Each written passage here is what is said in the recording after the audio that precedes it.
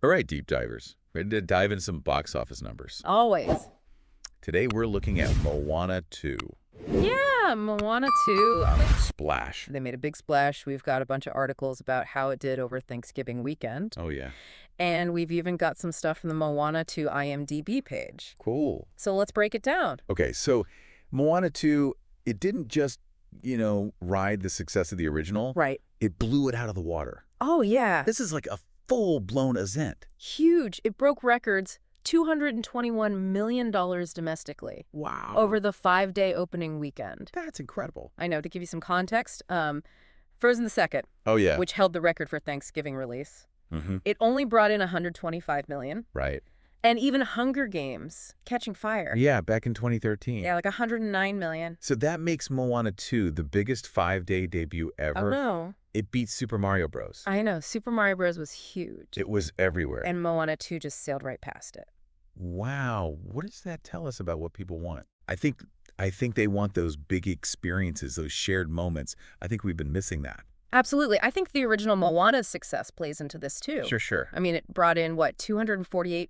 248.7. 0.48.7 domestically? Yeah, and globally. Yeah. 643.3. Globally, a lot of money. A lot. And no other original, non-Pixar Disney animated film has come close to that. Not even close. So people wanted more Moana. But here's the thing. What's that? It wasn't supposed to be in theaters. Oh, that's right. It was supposed to be a Disney Plus series. Yeah. So what does that tell us? Well, Disney must have been pretty confident to change it to a theatrical release. Right. Like they knew it would be big. Yeah, they wanted it to be an event, maybe get people back in theaters. Makes sense. And you know what else they did right? What's that? They brought back Auli'i and Dwayne Johnson. The original voice actors. Yeah. People love them. They love that familiarity. Mm-hmm. And then you think about Thanksgiving weekend. Yeah. Families are together looking for something to do. Everyone wants to get out of the house. And bam, Moana 2. There it is. But did it actually live up to the hype? Well, that's where things get interesting. Uh-oh. Critically, the response has been a little mixed. Oh, really? Yeah. So audiences love it, but critics are not so sure. Yeah, it's a real split. Yeah, I wonder, are critics missing something or what?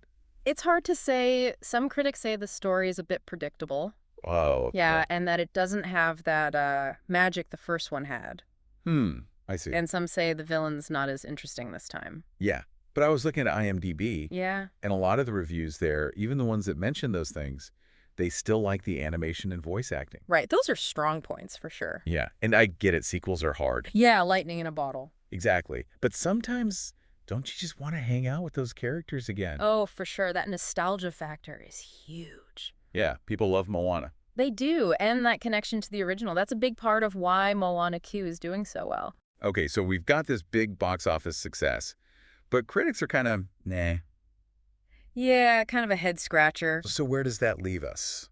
What does it say about animation these days? Well, I think it shows that familiar franchises, they're powerful. Yep, people like what they know. Exactly. They want those stories that make them feel good, especially now. Things are kind of crazy. Yeah, true. And Moana, too, it's got that vibrant animation, the music, the characters. It's a good time. It is, and it's not just Moana 2. Look at the whole Thanksgiving weekend. Oh, yeah. Wicked. Part 1, Gladiator 2's, all sequels are based on stuff we already know. It's like people are saying, give me more of that. Right. And that brings us to another trend. Theaters are back, baby. Whoa, hold on. Ah. Are they really?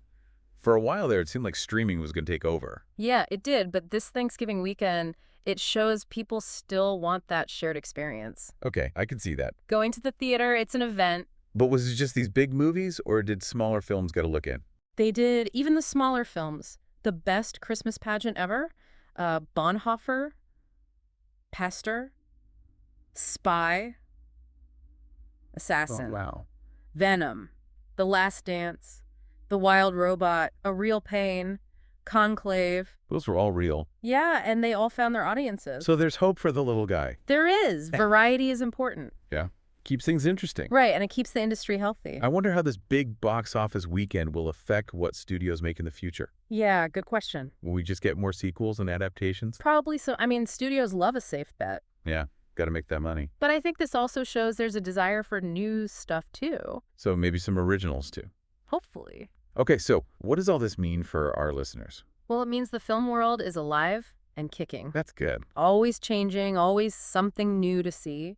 But it also means we need to think about what we watch. Yeah, why are we watching what we're watching? Are we just going for the familiar, or are we looking for something new? Important question. And what kinds of stories do we want to see up on the big screen? Because our choices, they matter. They tell the industry what to make. Exactly. All right, so we talked about a lot today. We did. Moana 2, box office, what critics are saying.